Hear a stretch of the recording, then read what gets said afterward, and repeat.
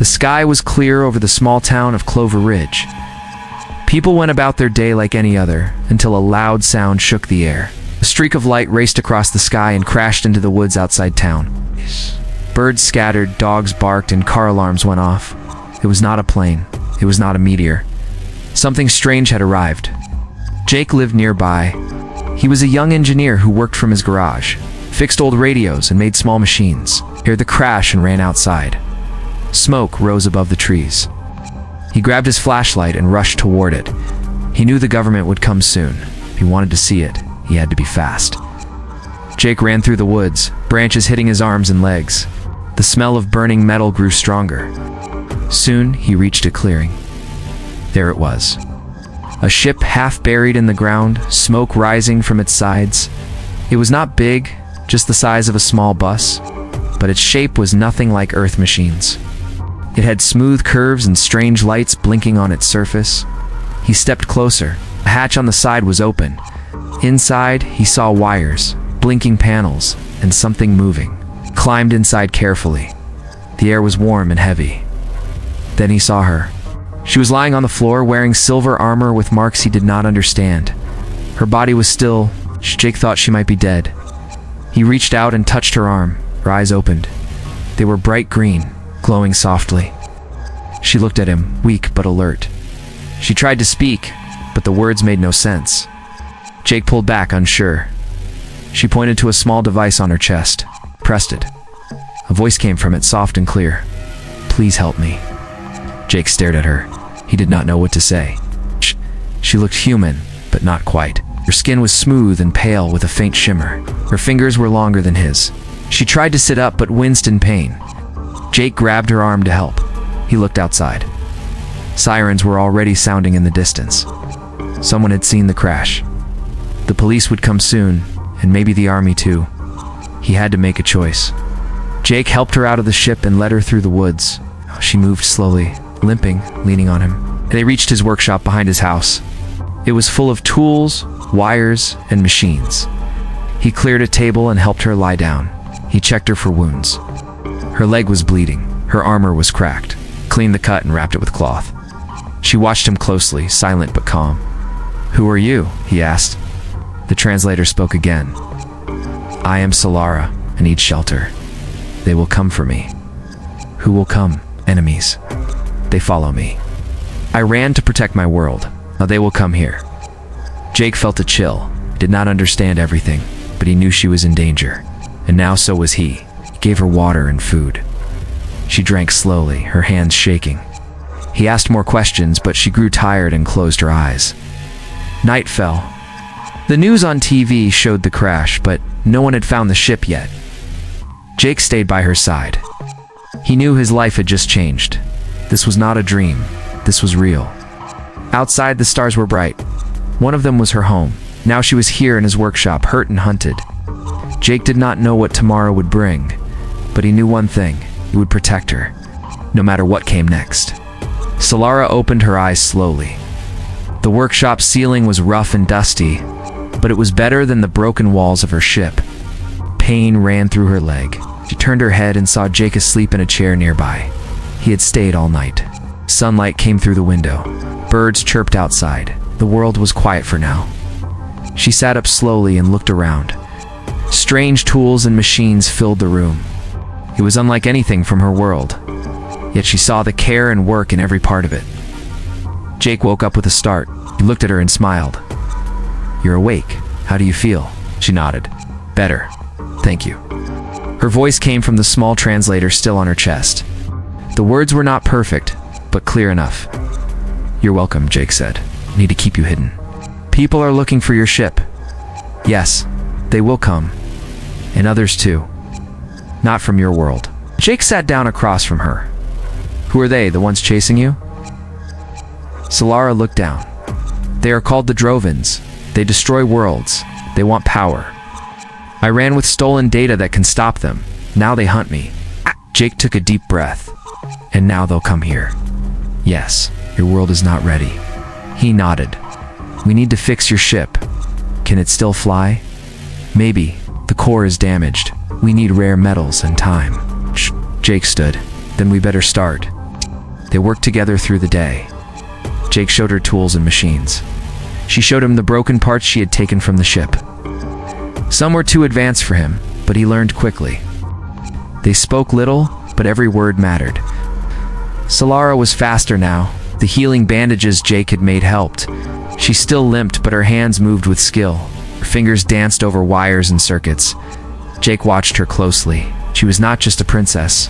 She was a builder, like him. That evening, Jake brought an old laptop, connected it to her translator. The connection was weak, but it worked. They began to talk more, not just about machines, but about their lives.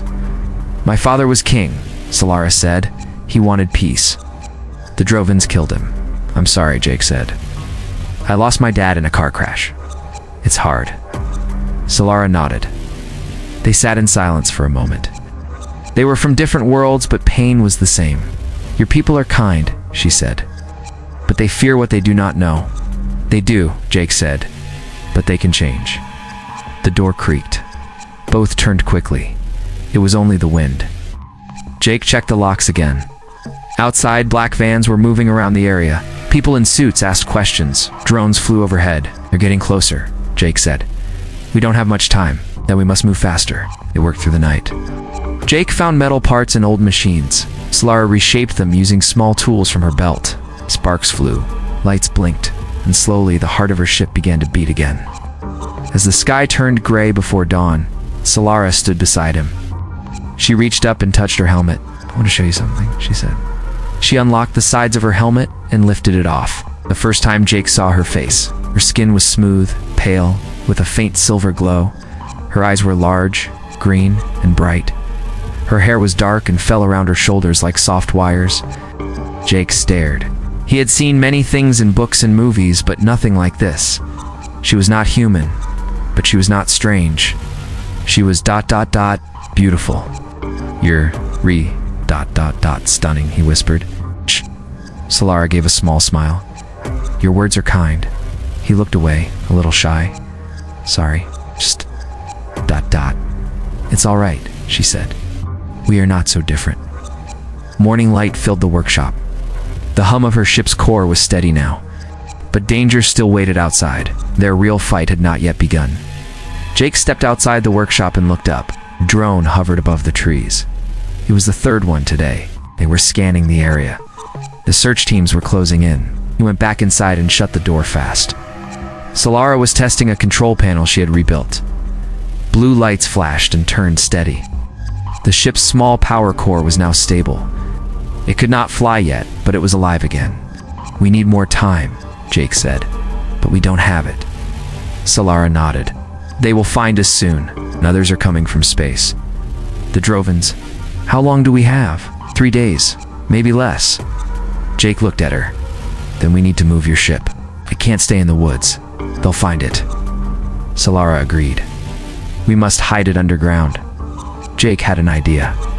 There was an old factory on the edge of town. It had been closed for years. He used to go there for parts. It had a deep basement and strong walls. "We'll take it there," he said. "I know a way." Moving the ship was hard. They worked through the night. Jake borrowed a truck and used chains to pull the wreck.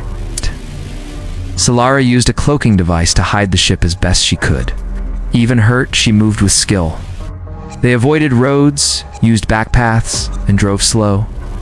By morning, the ship was hidden inside the factory. The basement was dark and cold, but safe.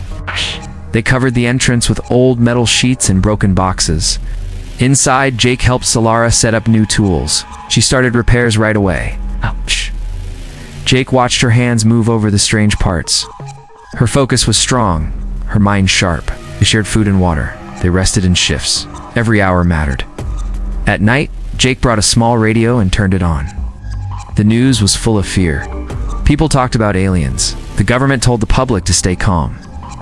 But Jake knew panic was growing. Solara sat beside him. She listened to the voices, quiet and serious. "They are afraid," she said. "But they must be brave soon." "They will be," Jake said. "You're not alone now." He showed her maps, old tech books, and machine parts. She taught him about her world. She'd been trained as a leader, but also as a pilot and builder. She had studied many worlds. Earth was strange to her, but she liked the colors, the trees, and the stars. "Do you miss your home?" Jake asked. "Yes," she said. "But now, this place is part of my journey." Jake smiled. "You're part of mine too." The next day, things got worse. Black trucks rolled into Clover Ridge. Men in suits and soldiers spread out. They asked questions. They checked garages and sheds. Jake stayed out of sight. Solara stayed underground. They worked in silence. Every sound outside made their hearts beat faster. One evening, as Jake brought food to the factory, he heard voices. Two agents were near. They were talking about strange readings from the area. Sensors had picked up energy signals. They planned to search the factory next. Jake rushed down the stairs. "They're coming. We have ours. Maybe less." Solara looked calm. "So then we finish the work now. Or we run." "There's no running," Jake said. "We finish." They connected the last wires. Solara powered the main drive. The ship hummed louder now. Lights inside blinked green. She smiled for the first time in days. "It is ready to fly short range," she said, "but not to the stars." Jake nodded. "And we fight, if we must." Solara placed her hand on his shoulder. "You are brave. You do not have to do this." "I want to," he said. "You trusted me. I trust you too." That night, as the wind blew outside and the sound of boots grew louder, they stood side by side. She wore her armor again. Jake held a tool in one hand and a small weapon in the other. In that dark basement, a bond stronger than fear was formed. The world was changing, and they were ready for it. The sun was still below the horizon when the agents entered the old factory. Their boots echoed through the halls as they searched every room. They moved with care, holding scanners and flashlights. The air was thick with dust and silence. Underground, Solara and Jake waited. The ship was powered down, hidden behind old walls and machines. Solara checked the control panel with quick hands. Jake watched the door, gripping a wrench like a weapon. "They are close," Solara whispered. "I know," Jake said. "We can't fight them all, but we can delay them." Solara touched a button on the panel. A light blinked red. "If they break through, I will fly the ship. You must stay. You will be safe." Jake shook his head. "No. We started this together. We end it together." The footsteps above grew louder. Dust fell from the ceiling. The sound of a metal door opening made them freeze. The agents were one floor away. Suddenly, the ground shook. A loud noise came from the sky. The agents paused. They looked up, confused. In space, a ship had entered orbit. It was not human. It was massive, dark, and sharp like a knife. The Drovins had arrived. The government scanners caught it at once. Alarms rang out across the region. Jets were launched.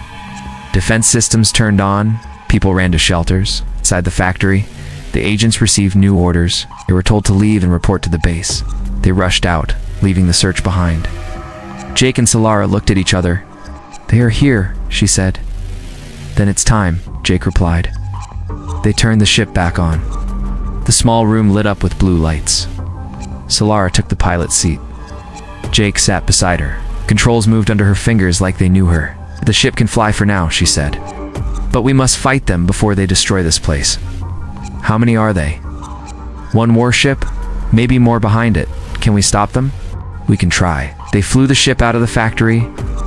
The walls opened with a burst of force. Metal flew in all directions. The ship rose into the sky, cloaked from radar. It passed above the town and moved toward the dark shadow in the clouds. On the ground, people looked up and pointed. Some feared it, others hoped. No one knew what was coming. In the sky, the Drovin warship released small attack crafts. They moved fast and fired on human jets. One by one, the jets fell. The Drovins had stronger weapons.